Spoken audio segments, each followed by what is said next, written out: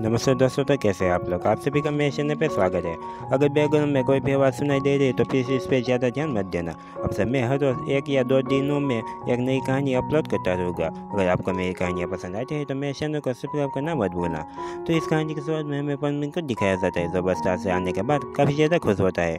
आज तो वो आसमान में उड़ते हुए इधर उधर उड़ते हुए काफ़ी मज़े से गुजार रहा होता है। साथ ही में वो ज़रूरतमंदों की मदद कर रहा होता है, जैसे कि पुलिस को चोरों को पकड़ने में मदद करना, पेड़ या छत पर से बॉल उतार देना वगैरह वगैरह। शहर का एक चक्कर लगाने के बाद अपर में एक पेड़ पे बड़े आराम से बैठा होता है। पर मैं शहर को देखते हुए बोलता, इन 3 सालों में कितना कुछ बदल गया है, चलो कुछ देर आराम कर लेता हूँ। इतना बोलने के बाद पर मैं उसी पेड़ की डाली पे सो जाता है। कुछ देर बाद अचानक उसे ऐसा होता है कि उसकी ओर तो कुछ तो आ रहा है। जैसे पर मैं अपनी आंखें खोलता है तो उसके एक मिसाइल उससे टकराने वाली थी, लेकिन सही समय पर वो वहाँ से हट जाता है और अपनी जान बचा लेता है। और मैं अभी काफ़ी हैरान हो ही रहा था कि तभी पीछे से कुछ और मिसाइलें आ जाती है और मैं उन सभी से बच जाता है और बोलता है, अरे यार, बिन दिवाली के कौन इतने सारे पटाखे फोड़ रहे हैं। पर मैं इनकी हालत काफ़ी ज़्यादा ख़राब हो जाती है। पर मैं चिल्ला के हुए बोलता है, कौन मुझ पर हमला कर रहा है, अगर हिम्मत है तो मेरे सामने आओ। लेकिन कुछ देर बाद भी कोई नहीं आता है। पर मैं हंसते हुए बोलता है, क्या हुआ, डर गए क्या, वैसे डरना भी चाहिए। मेरा नाम सुनने के बाद तो 80 के गुंडों की भी फंस जाती है। तभी एक मिसाइल परवीन के पास आके फंस जाती है, जिससे परवीन की ही दूर जाके गिरता है। और फिर मैं खुद को संभाल ही रहा था कि तभी एक और के बाद एक कई सारी मिसाइलें उसके ऊपर बरसने लगती है। परवीन सभी से बचते हुए चिल्लाते हुए बोलता है, अरे यार, मैं तो मजाक कर रहा था, तुमने तो कुछ ज़्यादा ही दिल पे ले लिया। अरे रुक जाओ वरना मेरी तो खैर नहीं। लेकिन मिसाइलें रुकने का नाम ही नहीं देती है। और फिर हमें परवीन के शिप चिल्लाने की आवाज़ ही सुनाई देती है। अब साथ ही में सीन बदल जाता है। अब हमें रोबोट को दिखाया जाता है जो कि पढ़ाई की जगह महंगा पड़ रहा होता है। उसमें भी यही वाला सीन होता है, जिसे देख के वो काफ़ी ज़ोर ज़ोर से हंस रहा होता है। तभी वहाँ पे परवीन की एंट्री होती है। जैसे ही रोबोट परवीन की ओर नज़र घुमाता है तो उसकी डरावनी हालत देख के रोबोट डर जाता है। रोबोट खुशी से नीचे गिर जाता है। रोबोट चिल्लाते हुए कहता है, नहीं, मैंने कुछ भी नहीं किया है, बचाओ। परवीन दर्द भरी आवाज़ में बोलता है, रोबोट रोबोट, जिससे रोबोट की और भी ज़्यादा फटके हाथ में आ जाती है। जल्दी से वो बैट उठाता है और सर परवीन के सर के ऊपर दे मारता है, जिससे परवीन वहीं पर नॉकआउट हो जाता है। अब कुछ देर बाद परवीन को होश आता है। रोबोट परवीन की मरहम पट्टी कर चुका था। परवीन बोलता है, आखिरकार मेरा सर इतना दर्द क्यों कर रहा है। रोबोट बात को घुमाते हुए बोलता है, जरूर तुम किसी पेड़ या किसी दीवार से टकरा गए होगे। परवीन बेड की ओर देखते हुए पूछता है, हाँ, लेकिन आखिरकार मेरा बेड टूटा हुआ क्यों है, जिससे रोबोट डर जाता है। रोबोट जल्दी से परवीन से पूछता है, अरे वो सभी बातें छोड़ो, वैसे तुम एक बात बताओ, आखिर तुम्हारी ऐसी हालत हुई कैसे, कहीं तुम किसी जंगल में फंस गए थे या फिर तुम्हारी पापा ने धुलाई कर डाली। परवीन कहता है, अरे क्या बताओ रोबोट, जानते हो, आज मैं शहर के पास वाले जंगल में आराम कर रहा था, तभी अचानक किसी ने मेरे ऊपर मिसाइलों से हमला कर दिया। अगर एक बार वो मेरे हाथ लग गया तो मैं उसे छोड़ूंगा नहीं। अब मिसाइलों वाली बात सुन के रोबोट को कुछ तो याद आता है। वो कुछ बोलने वाला था कि तभी परवीन रोबोट को ऑफ करके अपनी होश में रख लेता है, फिर आराम से सो जाता है। फिर अगले दिन स्कूल जाता है। स्कूल से वापस आने के बाद मिक्सू बूबी के साथ परवीन बन के घूम रहा होता है। तभी उन्हें एक जानी पहचानी आवाज़ सुनाई देती है। पाको एक लड़की से पीछा छुड़ाने की कोशिश कर रही होती है, लेकिन वो लड़की हाथ धो के पाको के पीछे पड़ी होती है। पाको बोलती है, अरे मैंने तुमसे कितनी बार कहा है मेरा पीछा करना छोड़ दो, लेकिन तुम हो कि मेरी बात सुनती है नहीं हो। लड़की का नाम मारिया होता है। मारिया बोलती है, जब तक मैं तुम्हें हरा नहीं देती तब तक तो मैं तुम्हारा पीछा नहीं छोड़ने वाली हूँ। अब उन दोनों को हवा में ऐसे लड़ते हुए देख के परवीन काफ़ी ज़्यादा हैरान होता है। परवीन बोलता है, बूबी, यह मैं क्या देख रहा हूँ।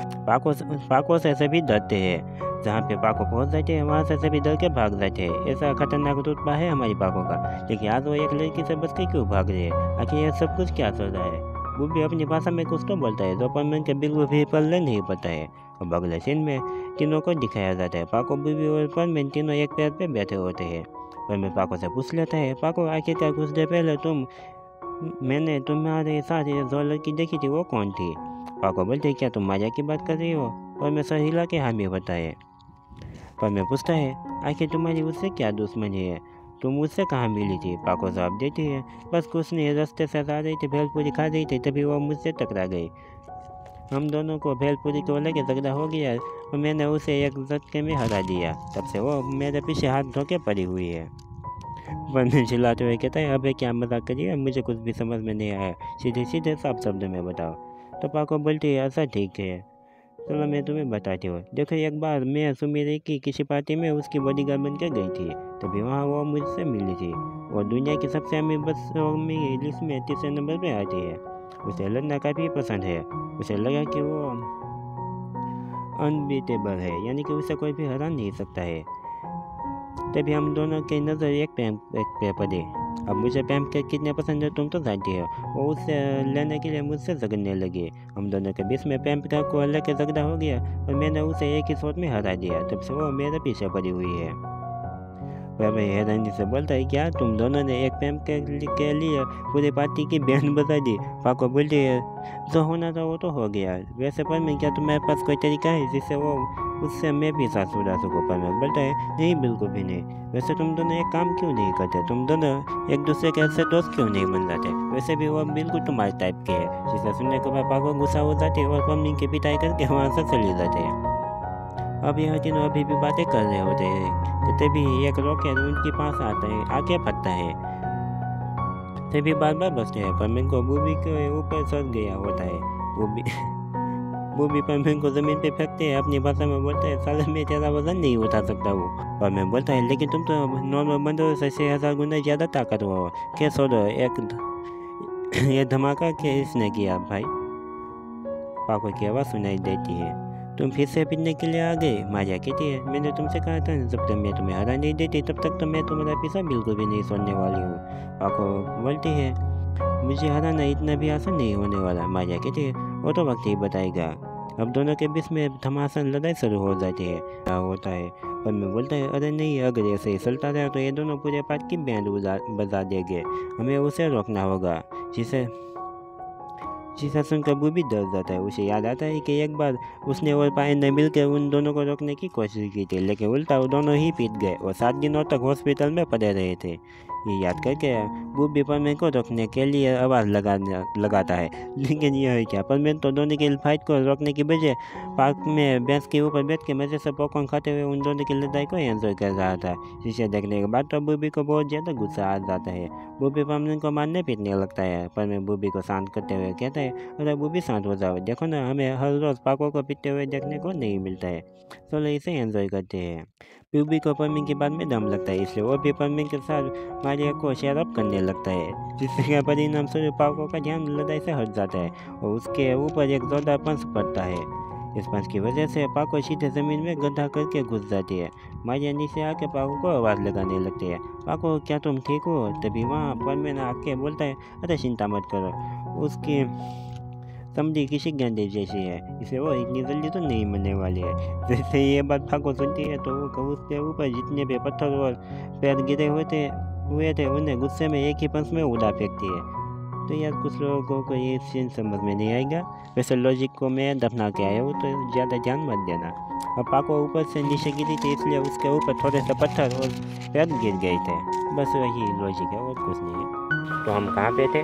हाँ, पाको परमेन की बातें सुन लेती है और काफ़ी ज़्यादा गुस्से के साथ खड़ी हो जाती है। परमेन की आंखें फट के बाहर आ जाती है। पाको के ऊपर 3 पैर होते हैं। परमेन डरते हुए पाको से माफ़ी मांगता है। पाको गुस्से में एक पंच बनाते हुए बोलती है, तुम्हारी हिम्मत कैसे हुई मुझे ऐसा बोलने की? ऐसा कहने के बाद वो अपने ऊपर रहे सभी पैरों के ऊपर एक जोर से पंच मारती है, जिससे वो सभी टुकड़े टुकड़े हो जाते हैं। अब मैं समझ गया था कि अब तो उसके लगने वाले हैं। मैं समझ गया था कि उसके लग चुके हैं। पाको बड़ी तेजी के साथ परमेन के ऊपर एक जोरदार तरीके से लात मारती है, लेकिन सही वक्त पे परमेन झुक के बच जाता है। पाको वहीं से घूम के एक जोरदार का पंच परमेन को मारती है। जमीन भी फंस जाती है, लेकिन इस बार भी परमेन बड़ी मुश्किल से बच जाता है। पाको एक पैर को पकड़ती है और उसे परमेन की ओर जोरदार तरीके से फेंक देती है, जिससे टकरा के परमेन एक पैर से भीग जाता है। अब पाको उससे ऊपर आके खड़ी हो जाती है। परमेन पाको से माफ़ी मांगता है, लेकिन पाको काफ़ी ज़्यादा डरावनी हंसी हंसते हुए और फिर हमें सिर्फ परमेन के चिल्लाने की आवाज़ सुनाई देती है। अब पाको ने अपना सारा गुस्सा परमेन के ऊपर पीट कर निकाल दिया होता है। तभी वहाँ मारिया आ जाती है। हे, हमारी लड़ाई का क्या होगा? पाको बोलते हैं, देखो आज मेरा मूड बिल्कुल भी ठीक नहीं है। तभी मारिया पाको को सिधाते हुए कहती है, क्या हुआ, तुम डर गई क्या? जिसे सुनने के बाद तो पाको को काफ़ी ज़्यादा गुस्सा आ जाता है और लड़ने के लिए तैयार हो जाती है। इससे पहले कि दोनों के बीच में फिर से लड़ाई शुरू हो जाती। बीच में परमेन अपना सुझाव मुँह लेके पहुँच जाता है। परमेन दोनों से लड़ाई की जगह ये कंपटीशन करने को कहता है। जो जीता वो बाजीगर, जो हारा वो बंदर। दोनों ही इसके लिए मान जाती है। अब अगले सीन में रोबोट मिक्सर की मरम्मती कर रहा होता है। रोबोट बोलता है, मेरी मानो तो तुम उन दोनों से पंगा नहीं लो तो अच्छा होगा। देखना दोनों ने कितनी बुरी तरीके से तुम्हें पीता है। परमेन चिल्लाते हुए कहता है, आओ रोबोट क्या करो, आराम से दवाई लगाओ। फिर वो रोबोट से कहता है, वैसे तुम चिंता मत करो, कल देखना मैं उन दोनों की काफ़ी अच्छे से बयान बताऊंगा। ऐसा कह के वो काफ़ी डरावनी ऐसी हंसने लगता है। लेकिन रोबोट अपने मन में कहता है, अरे एक पाकों से तो बिल्कुल भी नहीं जीत सकता था, अब उसके जैसे दूसरे से खाक जीतेगा। अब अगले दिन का सीन दिखाया जाता है। अब अगले दिन सभी नदी के पास वाले मैदान में इकट्ठा हुए होते हैं। पायन बुबी और रोबोट मिशी को जज बने होते हैं। कबाब साबू एंकर बने होते हैं। स्पर्धा का रेफरी परमेन बना होता है। स्पर्धा शुरू होती है और पहले परमेन दोनों को कपड़े धुलाने को बोलता है। दोनों ही जल्दी जल्दी में कपड़े धोते हैं कि बीच में परमेन था, इसलिए वो दोनों मिलकर उसे भी धो डालते हैं।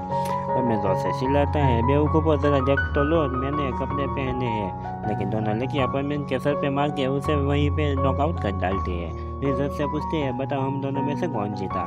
अब चारों की तो फटी पड़ी थी, इसलिए वो दोनों को ही 10-10 पॉइंट दे देते हैं। अगला राउंड सिलाई का होता है, जिसमें दोनों काफ़ी तेज़ी से सिलाई करते शुरू कर देते हैं। वह मैं बोलता है, बस अब रुक जाओ, समय खत्म हुआ, तुम दोनों ने कमाल कर दिया। लेकिन ज़रा मुझे एक बात तो बताओ, तुम दोनों ने मेन से क्यों सिलाई कर डाला। अब हमें दिखाया जाता है कि उन दोनों ने परमेन को भी साथ में सिलाई कर डाली होती है।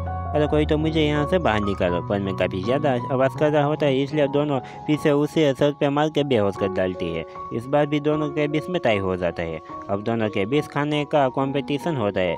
जिसने सबसे अच्छा खाना बनाया वही जीत जाएगा।